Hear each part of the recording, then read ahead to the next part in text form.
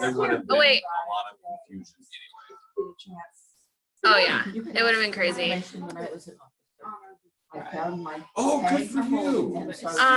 True. Hey, Laura Lee. Wow.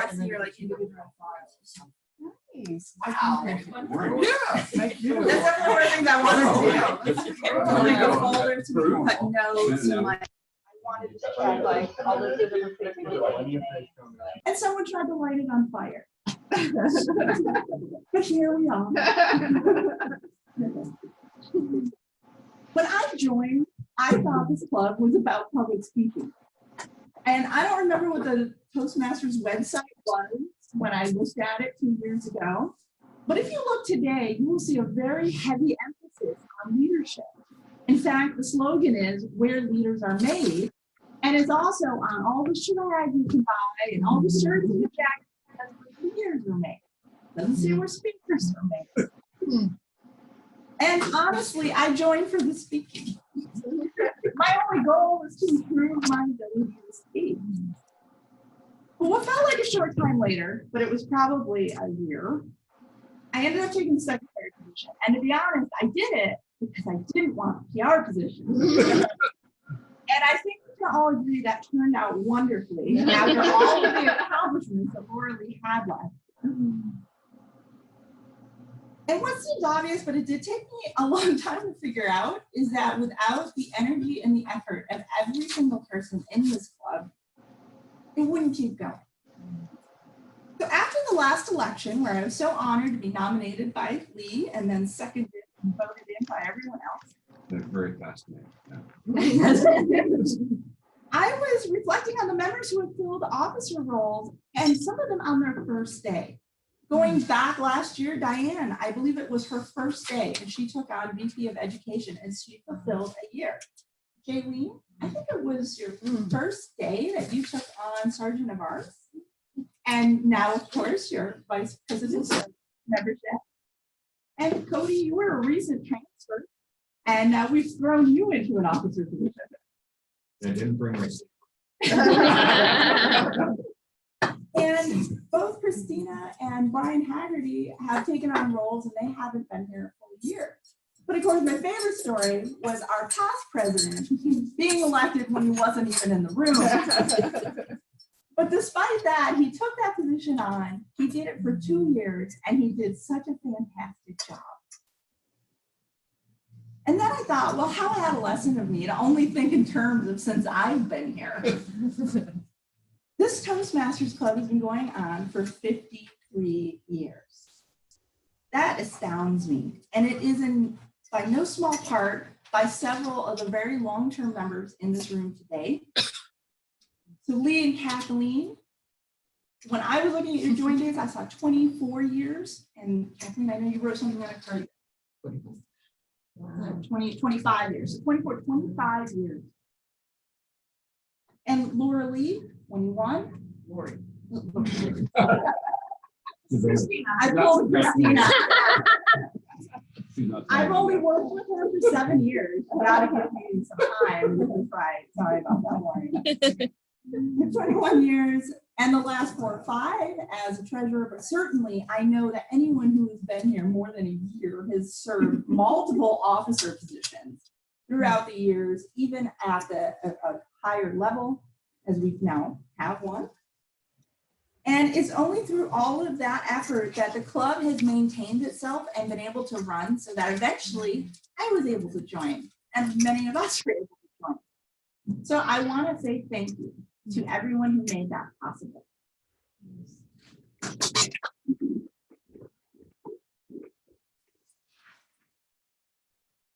For our meeting today, it looks like we need a last second fill-in for a grammarian. And I should have asked that before I started speaking.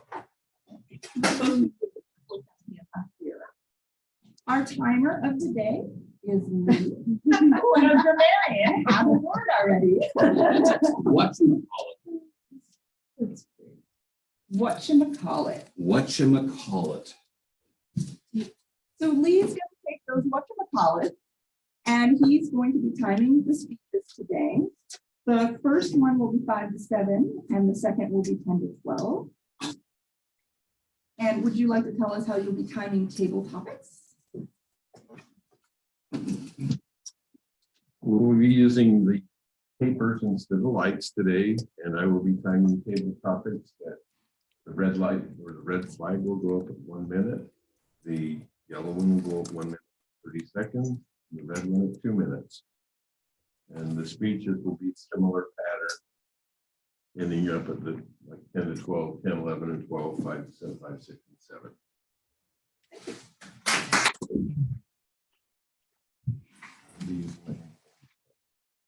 Table topics, which I hope we can get to 1 or 2 today, will be by Jaylene.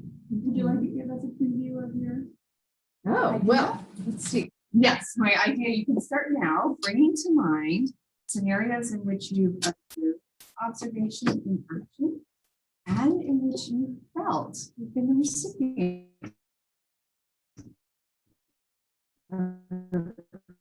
recipient.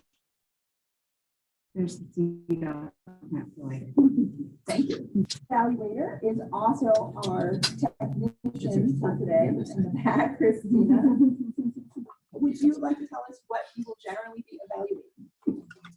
Yes. Let me pass the salt. I will be evaluating the general goings of the meeting, those who are not receiving evaluations. So table topics master and the evaluators and our Toastmaster of the day. I will be evaluating all of those things. Keep in mind, please speak up since we are having microphone issues. Pretend like you are projecting to an entire auditorium of people today. Thank you. Our first speaker is Cody, who I didn't get an intro from. So let me pull together the information that I know. He is not new to Toastmasters. He's already earned his competent communicator and competent leadership. He is currently working on storytelling. However, he was telling me he doesn't quite have the Norwegian names memorized yet. So instead, he is going to gift us with a 5 to 7 minute snippet of the stand-up routine. And I'm very much looking forward to this. His evaluator will be Avatal, and I am hopeful that she will be able to hear this well. Is she hearing so far right now? Is it still good?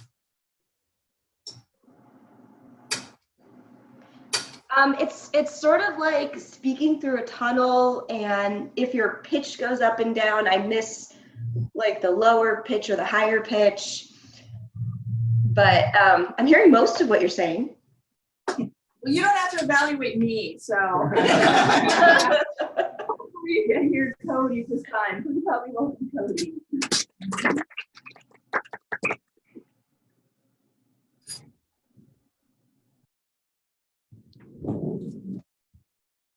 I just got out of prison and man, my arms are really tired. No, I did not fly the coop. I am neither a chicken nor a rooster.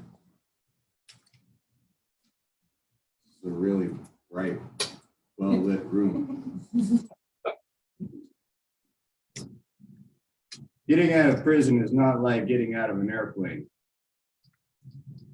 where there's a man that smells like curry to help you in bed, where there's a merry-go-round for your luggage, and a man that smells like curry to help you to a yellow sedan. They put you on a bus that's named after somebody's pet, and if you don't get off when and where you're supposed to, they send you back to try again a couple of years later.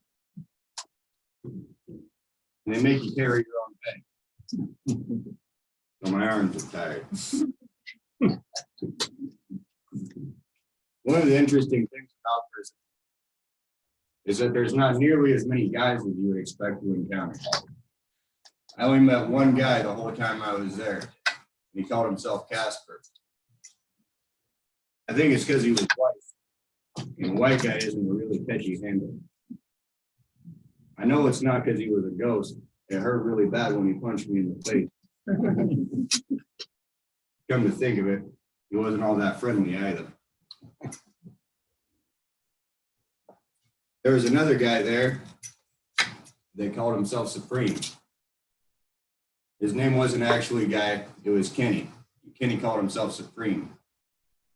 I never did figure out what kind of Supreme Kenny identified with. I always just assumed it was chicken Supreme. I might have thought it was a Supreme pizza if he was Italian, or a Nacho Supreme if he was Mexican. Kenny was black. Casper used to call Kenny Pyrite. I don't think he was convinced by the quality of Kenny's gold teeth. Might have thought they were of less than supreme quality. Another fella called himself Success. What exactly he thought he was successful at, I don't know, but it certainly wasn't at being a criminal, or I wouldn't have met him in prison. I would have seen him on an A&D special or something like that. A&E. There was another individual there who I believe was making advances towards me. I was actually kind of flattered by this. He was a very handsome man, and I would have considered his proposals too, except I thought his handcuffs and mace can might have gotten away. Besides, I thought to myself, what if he plans things on me or in my cell that are not kisses? I could wind up in the hole.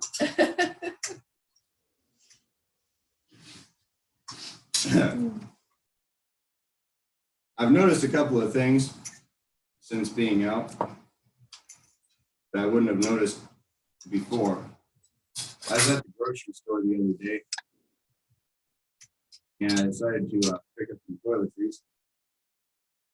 And I noticed a sign in the shopping cart that said, "Do not put children in the basket." I couldn't help but think, you still want me to put the lotion in the basket? At any rate, Guy's a pretty interesting name, mostly because it doesn't have a female counterpart. You can name a guy, but who names a chick? Furthermore, you can name a guy James and a girl Jamie, but Guy just doesn't work. And neither does Chicky, unless you're Joe Dirt.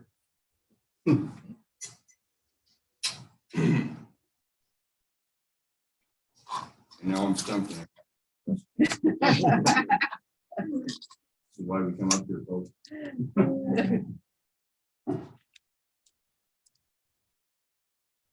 The proprietor of this establishment wanted to screen me before he'd let me come up here. Said it was a family establishment. Wanted to make sure everything was appropriate. But I don't see many children here, so there must be a lot of drunk uncles and irritated mothers. Besides, he said, when he decided to let me come up, the routine was so dry, he figured it might sell a couple more drinks.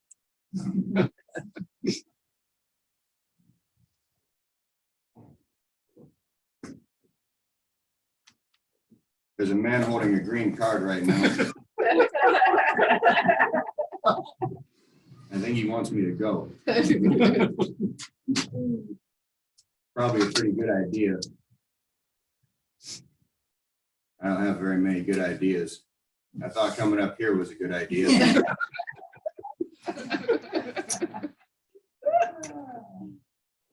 I got my first job since being out, working at the fish plant.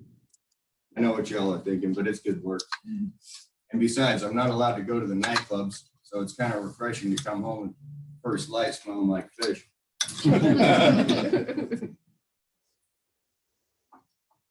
One of my coworkers told me that my mustache made it look like I had a permanent smile on my face.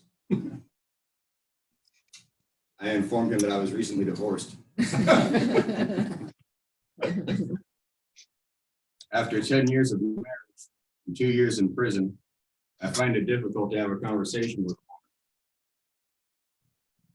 woman. All I can say is yes, dear, no, dear. Nothing else will come out. Leaves both of us really confused. She's wondering why I keep referring to her as a woodland creature, and I'm wondering if she wants more communication in the relationship. He's holding up a yellow card now. I think I'm supposed to go really fast.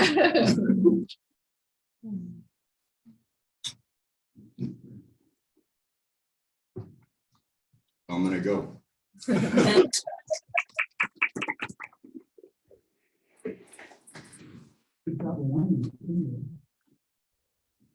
Thank you, Cody. So please write some comments on your cards. While you do that, I will share some interesting quotes about leadership that I looked up on that whatchamacallit from the interviews. Didn't use whatchamacallit. You do not lead by hitting people over the head. That's assault, not leadership. Dwight Eisenhower. Delegating work works, provided the one delegating works too, by Robert Half. Success in almost any field depends more on energy and drive than it does on intelligence. This explains why we have so many stupid. The key to being a good manager is keeping the people who hate me away from those who are still undecided. Casey Stengel.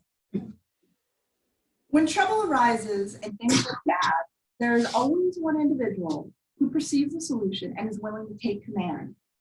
Very often, that person is crazy. Case varies. People who enjoy meetings should not be in charge of anything. Thomas Sowell, and I think that's all of us. Our second speaker today is Kathleen Ritzman. She has been a member of Toastmasters for 25 years. Born in California, but raised in Utah. She graduated at the University of Utah with degrees in teaching English, history, and in history. Got a master's degree from Portland State. And I got to give her credit. She's been married to Lee for 46 years with 5 children, 13 grandchildren, and 12 of which are here. Is this Grandparents' Week right now? So a full house indeed. Her speech is titled, "Countries Have a Right to Protect Their Borders, but It's a Problem." This is going to be 10 to 12 minutes each. And I very much look forward to it. Please help me welcome Kathleen. Fellow Toastmasters, it is very rare that I bring with you to this group that is, and yet I have very strong feelings about what is going on in our nation today and along our borders. And so I'm beginning with the fact that countries have an obligation to protect their borders, to establish laws that allow people to come in. And when those laws are broken, there are consequences. Now, if I were to drive too fast up 101, I would be surrounded by cars. There would be consequences from the police. If I chose not to pay my taxes, there would be consequences. If I took something that did not belong to me that somebody else owned, they found me, there would be consequences. And so I need to establish, first of all, that it is illegal to come into the United States through the way that many of our immigrants are coming from South America and the area. So I have to tell you too, though, this does not mean that I agree with the laws or that I agree with the way that they are being carried out. Immigration is such a complex idea and has so many issues associated with it that it is simply not possible to find a simple solution. One way that I think we can all become involved in changing what is a very, very bad situation right now is to go from considering immigration a problem to considering immigration as a person.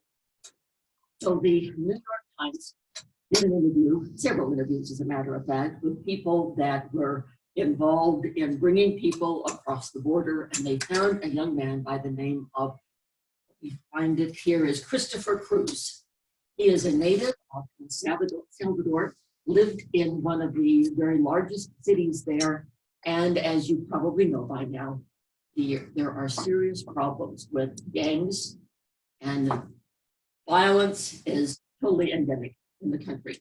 In fact, he dropped out of high school because his life was in danger because of the gangs that were there in this community. During coffee picking season, he would travel. He would wake up at 4 o'clock in the morning, travel an hour on foot to the coffee plantation, and then would pick ripe red coffee cherries until dark and then go home.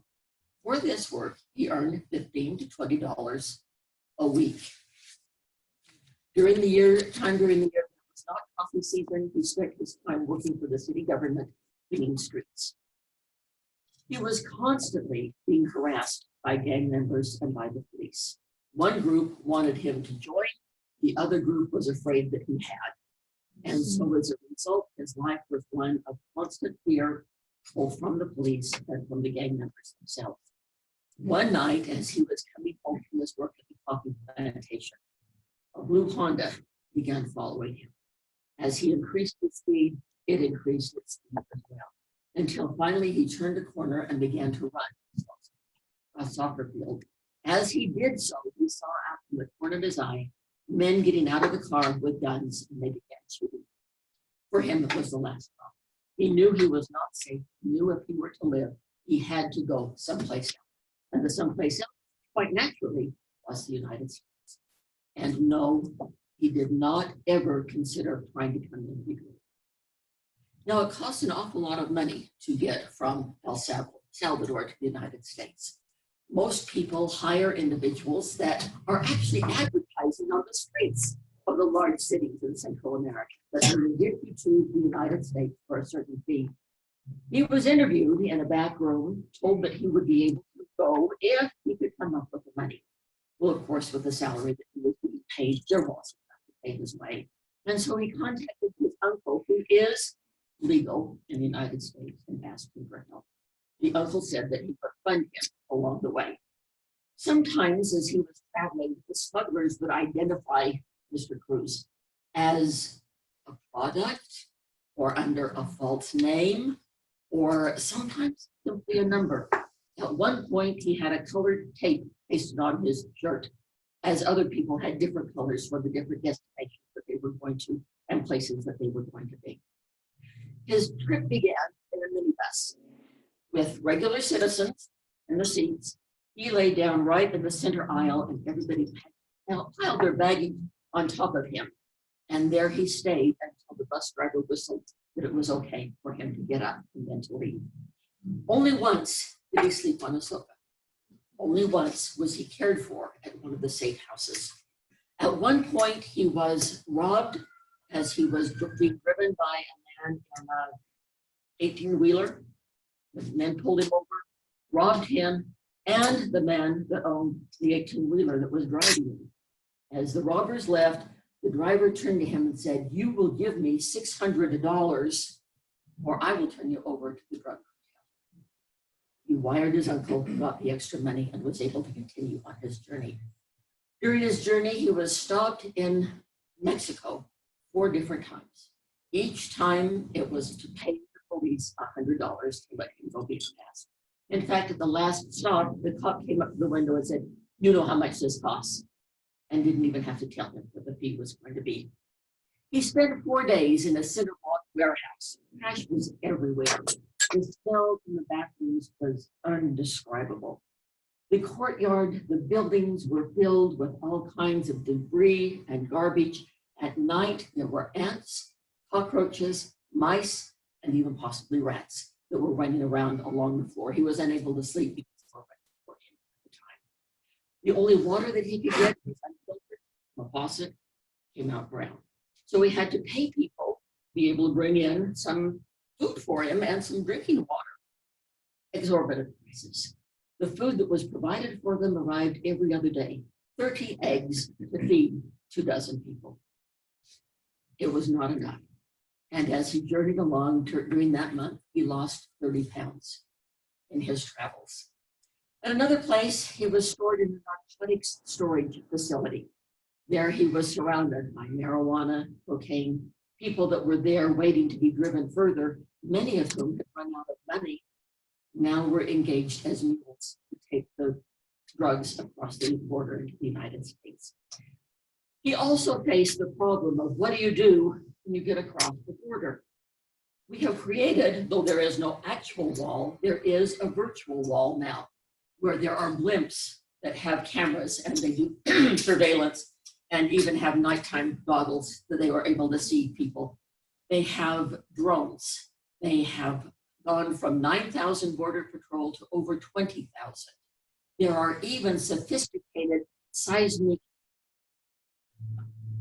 pieces of equipment for it that you will step on or somebody steps on and it makes the ground vibrate and immediately they are there in order to catch him. The river wasn't wide when he got to it the first time, but it was filthy and full of debris. The smugglers had brought along some inner tubes for people to ride in, or they could swim. He took off his t-shirt, his pants, swam across, and the people who got there before him were immediately grabbed by the Border Patrol. He turned around and swam right back again. That was the first time. Typically, they are allowed 3 times to try to get across from the smugglers that they have hired to take them. The second time that he went across, it was a place where there was a wide valley and the Rio Grande kind of meandered like this. And as they tried to get across out from the sage, immediately appeared the men to push them back. Many of them were arrested, but in his case, it wasn't. Instead, he was shoved back into the Rio Grande. He was able to swim across back to the other side. He had only one more chance to be able to get across. And this time he was taken to a crossing that is typically used by drug cartels to bring drugs into the United States. In order to get there, he was loaded with 16 other people, 4 of them in the back of an SUV, stacked on top of each other. It was very hard to breathe. The distance that they were there, and they almost don't let him go. He had come down because of the filth and the circumstance that he was in with a nasty cold, and he was coughing, and they were afraid that he was going to signal where they were. But instead, they decided that he would be able to go. They took him to the river. He swam across. There was 2 other SUV drivers waiting there. The group divided in half. They were driven another distance separate from each other. And at this point, a man in a Cadillac picked him up and 5 other into the house had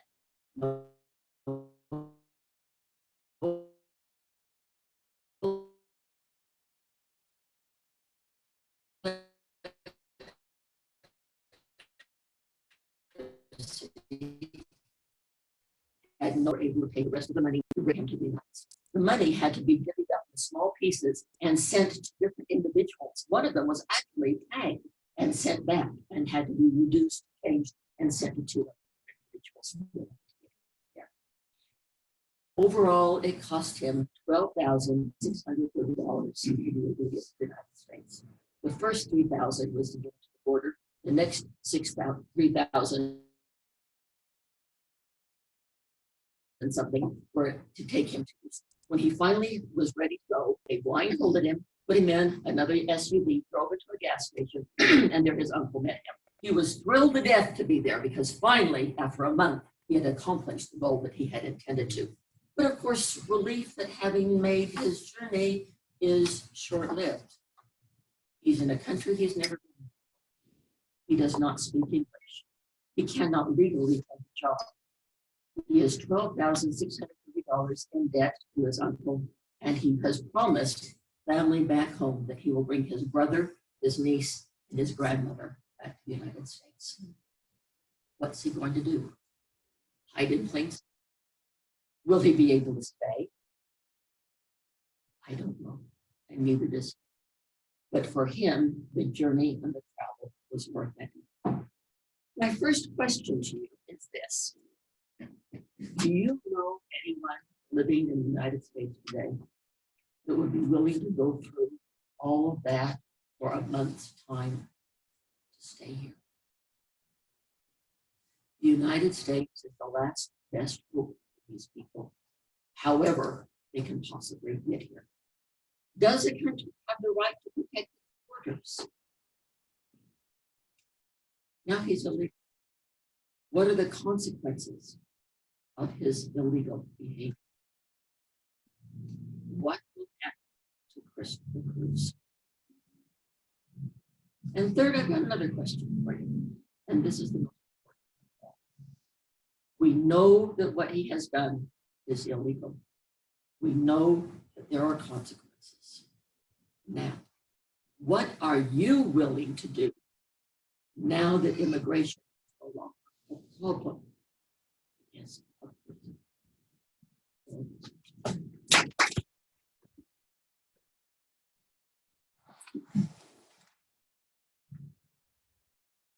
Oh.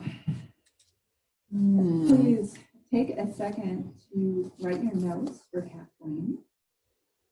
And I am eyeballing time, and unfortunately, Jaylene, I think we are. No problem. But I do want you to write some notes for Kathleen, and while you do that, I can give you a couple more quotes.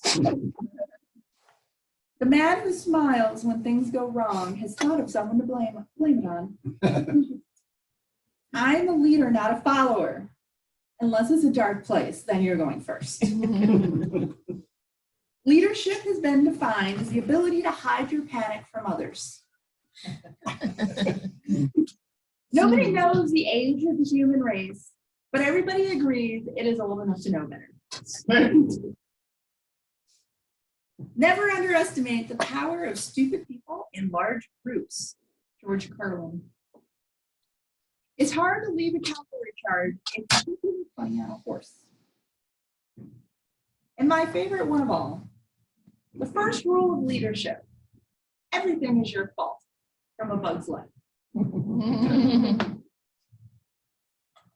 So I am hoping that Avital is still with us. She is going to be evaluating Cody on his, I don't know what kind of speech to call it, humorous impromptu. It was a whatchamacallit. Whatchamacallit. Avital, are you there? Yes. Sorry, I was just repositioning myself. I thought we were doing table topics first, so. Yeah, I'm sorry. I don't think we have time for those, so we're gonna go right to the evaluation. Okay. Oh, you want me to start? Okay. Thank you, Cody. I feel like that takes a lot of courage to get up and do stand-up comedy. I also feel like it takes a lot of skill. And I just say that because I don't feel like it's a skill that I have at all. So I just appreciate it a lot when other people do that. And last night I was just telling my friend I want to go to a comedy show. So I think I got that this morning. Thank you for that. The other thing, I feel like what you were doing was being very vulnerable. You're sharing a lot of personal things about yourself, and you're putting some risky topics out there, and you're taking risks with the things that you're saying. So again, there's a lot of courage in being able to do that. And a couple things that may help project it more and have people receive it more and receive your energy more could be thinking about opening up your jaw a little bit more when you talk, so the sound comes out more fully. And sometimes, that you could think about why that might be. Like, is there just some hesitation or some shyness in doing it? So allowing yourself to be more open with it. You did have a stance of, you kind of can't see my body, but like hands in the pockets and a little bit of stepping kind of back and forth a bit. And I don't know if that's a specific choice or if that's something to think about, because for general speaking, we like having the arms open for a little more expression and feet really grounded into the floor. It's totally fine to move while you speak. I think it's a wonderful thing rather than being stuck, but just be careful it's not quickly back and forth and on light feet. So we really know there's choices there, and you're being present with the ground. So there's extra strength in your stance. And one thing you can do for your own self is play back the video and watch when people were laughing and when they weren't. And then you can just keep toying, with your act and saying, okay, well, when they didn't laugh, what could I change?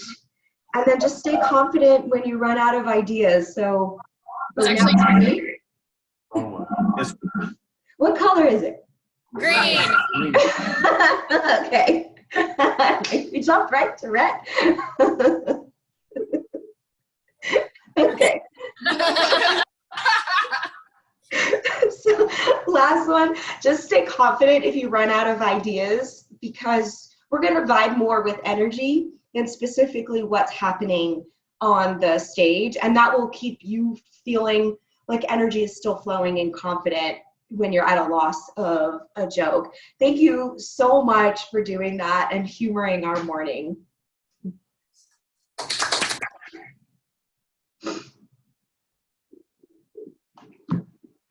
Thank you very much, Abigail. Our evaluator for happening is Lori. So please help me welcome Lori.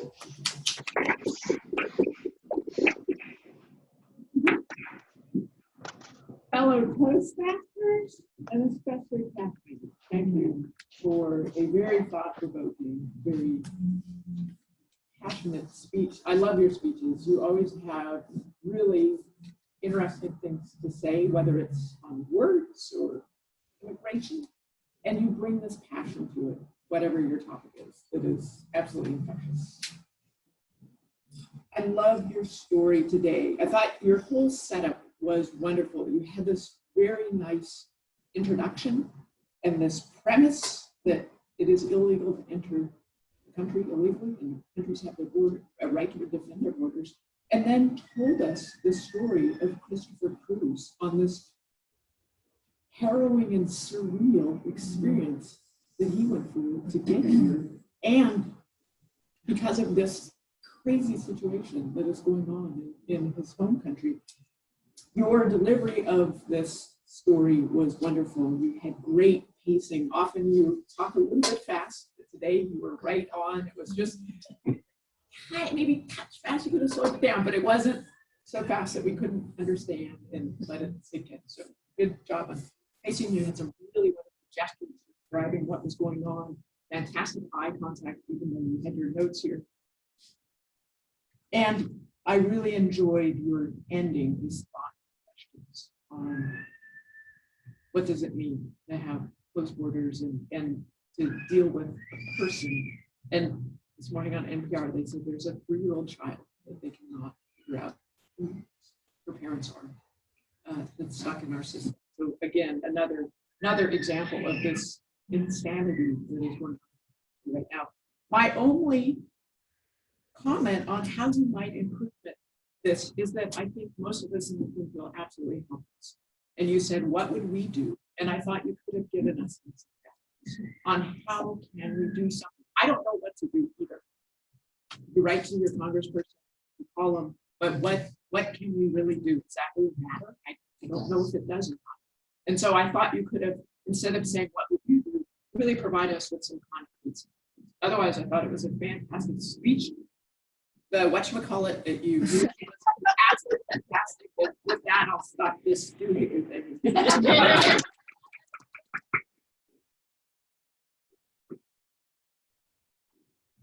And would you please tell us the times for the speeches and the evaluations? Cody's speech is 6 minutes and 33 seconds.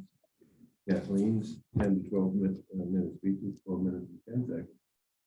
And Avital's evaluation, 2 minutes and 58 seconds. And Laurie, 2 minutes and 25 seconds. Thank you.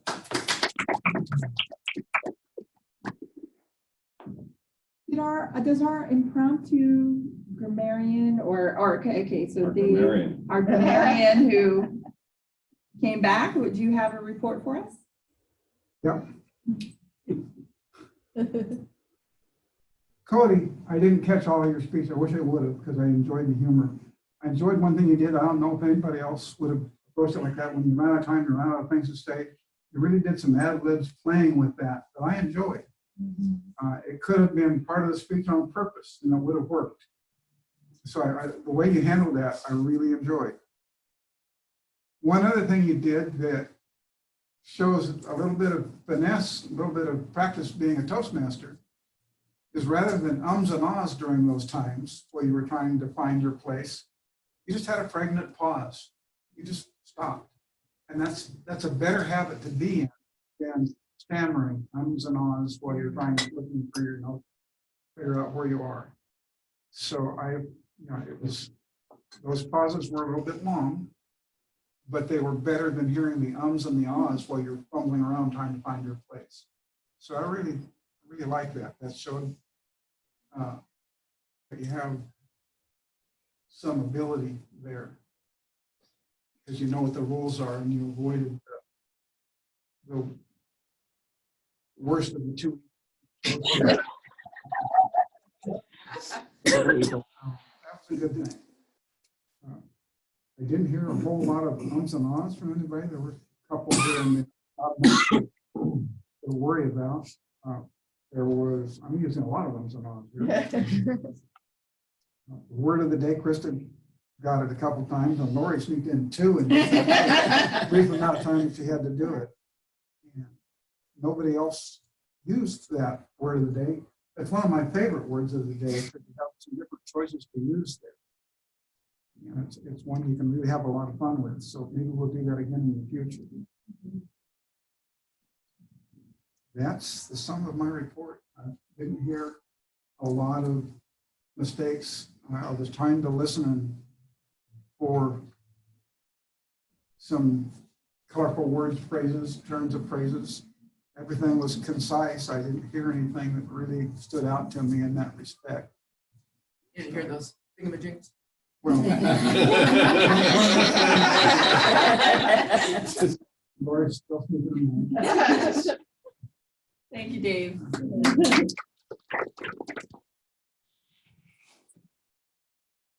And is our general evaluator ready to evaluate generally? Yes. Please help me welcome Christina.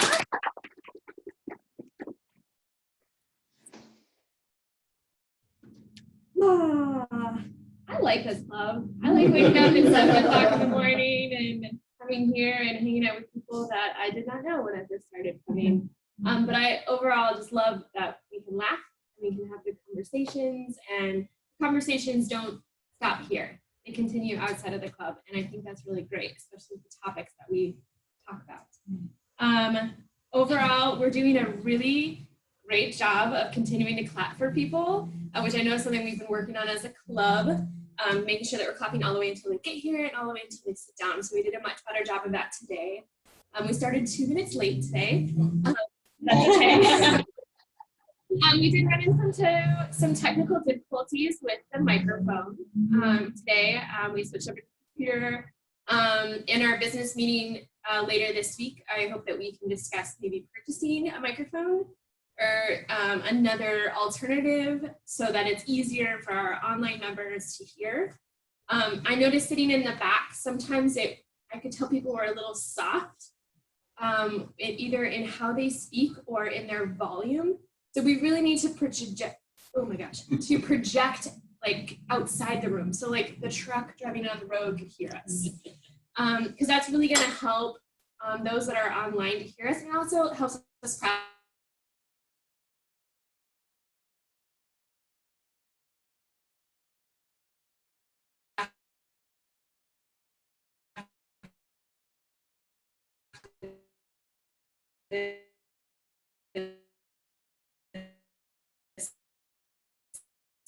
Or when we go and speak in an auditorium, just like the history of our club and acknowledging like the Toastmasters motto and how we're kind of walking that as leaders within our community here. And I'm really excited to have you as president for the club this year. Evaluators, Avital, you did a great job. I liked your points of moving. That was definitely something that I wrote down. And the projection, just like I said before, but it was a really good, well-rounded review. Lori, you always have fantastic things to say, whether it's about our general meetings or about evaluators, so thank you for sharing. I would say that this particular topic was very, specific. And so there was a lot of, what I saw was a lot of talking to happening and kind of expressing how how you were feeling about all of that. And I think there could be a little bit more like gazing around the room and making points to individual people, other than just the speaker. Because I think what you shared of what was good and what to work on is a very good example for all of us to kind of follow. Jaylene, I was really sad we missed your table topics today. I was excited. So hopefully next time. And Dave, you had some really great points that you made within grammar. And I did find that they were very specific to Cody's speech. And so I think we can add a little bit more specifics about other speakers as well. Or make it more generalized, so it's not so much like we're going to dissect today. But overall, it was a fantastic meeting, and general evaluator.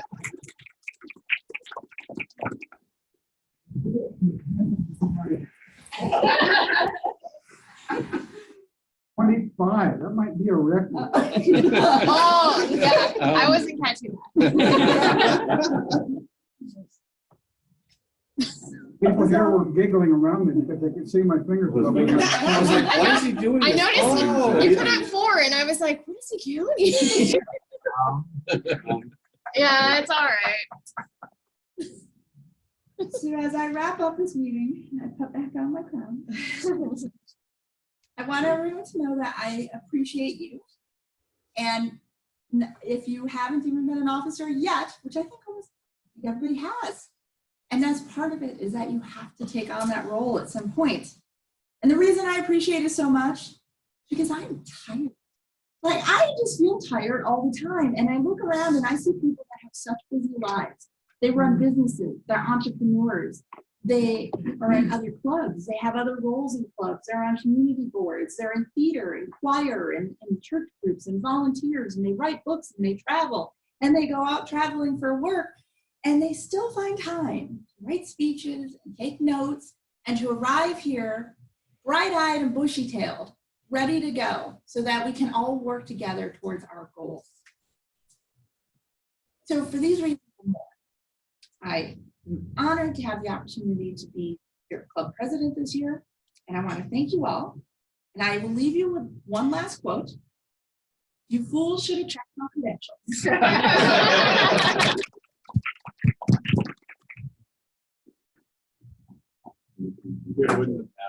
I know.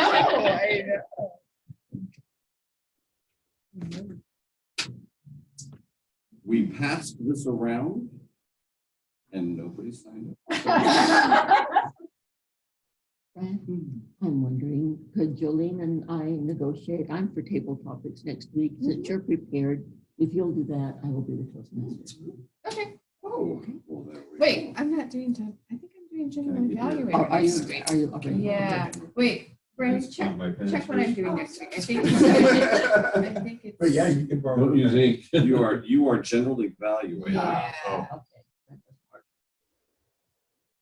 So, Frank, I'm happy you're doing table topics. would you like to be I could do Toastmaster? tabletop. There we go. Okay, all right. Yeah, well, Dave is an evaluator. Oh, I'm gonna- Table Right topics now. is Kathleen. Okay. But I would switch to Cody. Toastmaster if somebody else would. take my I role. think I'm not signed up for anything. I'm pretty sure I'll be here. Okay, So I could sign up for something. you want to be Toastmaster or would you rather be? Probably table topics. Okay. Okay, put me down All right, Kathleen. That's okay. So the roles for next week. Kathleen, Toastmaster. Laura Lee is our speaker 1. Dave, you'll be evaluating Laura Lee. I will be speaker 2. Lori, you'll be my evaluator. Lee, Grammarian, Christina is table topics, Cody, our timer, and Jaylene, general evaluator. And if you haven't noticed, if you're using old emails to be able to get to the link to sign up, the old link is no longer works. And so I'm sending out an email with the current who's doing what And there's a new link there to be able to get to the online document. Do you know that it's called copy of the title of the document? Oh, is it? It's called copy of. Well, it's a copy of. Just an observation. Thank you very much. With that, Huh? is Clone new? Yeah. It's called clone. Are you still up there? No, she's out. You left?